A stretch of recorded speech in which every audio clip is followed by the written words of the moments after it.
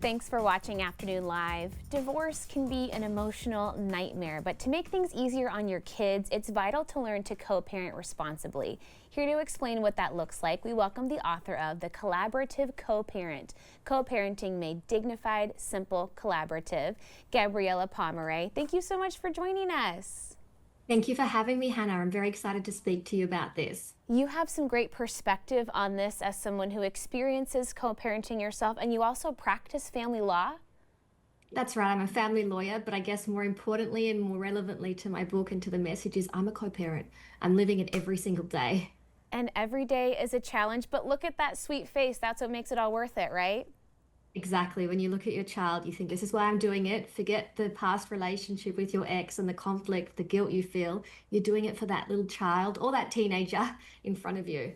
So tell me about keeping things out of the courtroom, if at all possible. Are a lot of people surprised that they can actually get a lot done without going into a family law situation? Very much so. And I think I always say this, families don't belong in courtrooms unless they absolutely have to. I think traditional litigation, it tears parents apart and children always get caught in the middle. People often say, my children aren't in the courtroom, they're not reading my lawyer's letters, but they see the expression on your face when you open up a letter. They understand what's happening when you're coming home from court. And there's such a clearer way forward. There's a very collaborative process out there now, which people are engaging with. Things like mediation, collaborative divorce, parenting coordination, so many other alternative routes. Yeah, let's walk through a couple of things so we can understand a little bit better. What would something like mediation look like in this co-parenting situation?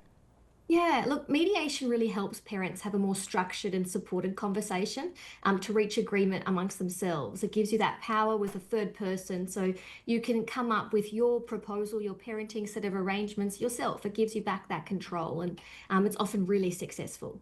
And what about collaborative law? That seems like it would be really beneficial to a lot of families.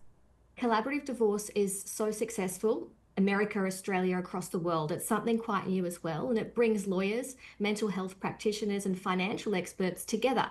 So again, it helps families separate respectfully. It helps them build their new life together. But again, it keeps you in control of your own settlement, your own set of arrangements and co-parenting arrangements for your child. And that is so important when you have that control. Yeah, because then moving forward, as you know, life just keeps moving, that parenting coordination comes into it as well, and making a plan that everyone can be successful with.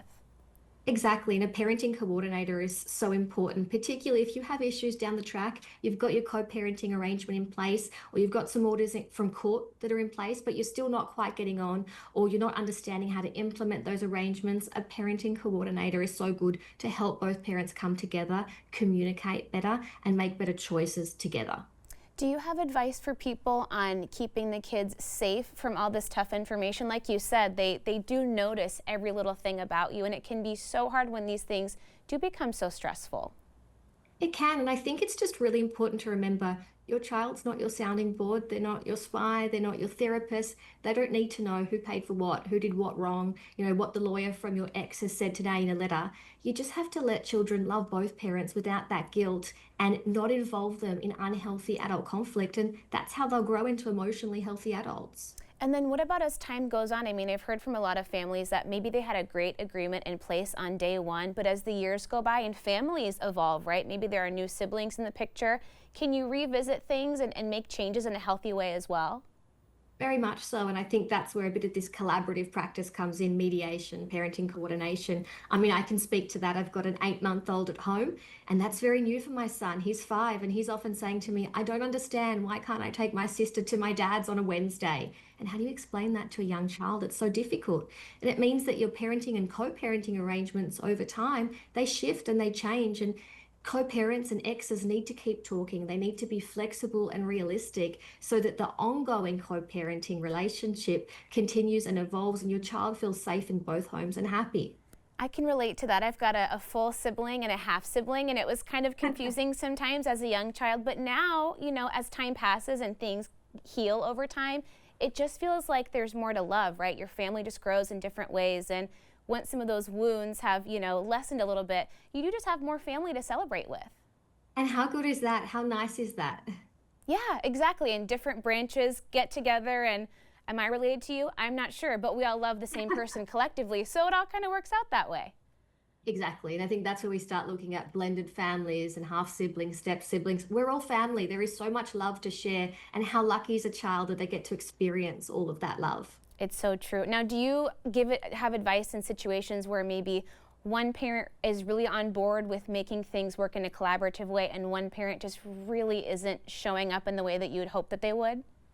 It's more common than not. And I think the important thing is that you put up the right boundaries and you have the right tools and strategies in place for your communication style. So even where your ex or your other, the co-parent doesn't want to co-parent, they won't communicate collaboratively, you still take that role. Don't fight back. Don't argue for the sake of arguing. Don't get caught up in the conflict. Stick to your boundaries, stand your ground. You be the collaborative one. You put in place rules and tools that you know will benefit your child. And if it gets too difficult, you stop the communication. Send email, send text. Don't communicate by phone or in person if it's just going to end up in conflict. That's great advice. It can be so hard at times, but there are safe ways to get through it and keep the kids as the top priority. Thank you so much for spending some time with us today. Thank you for having me. Of course. Okay, Gabriella's upcoming new book is called The Collaborative Co-Parent. We'll have more information on our website at katu.com.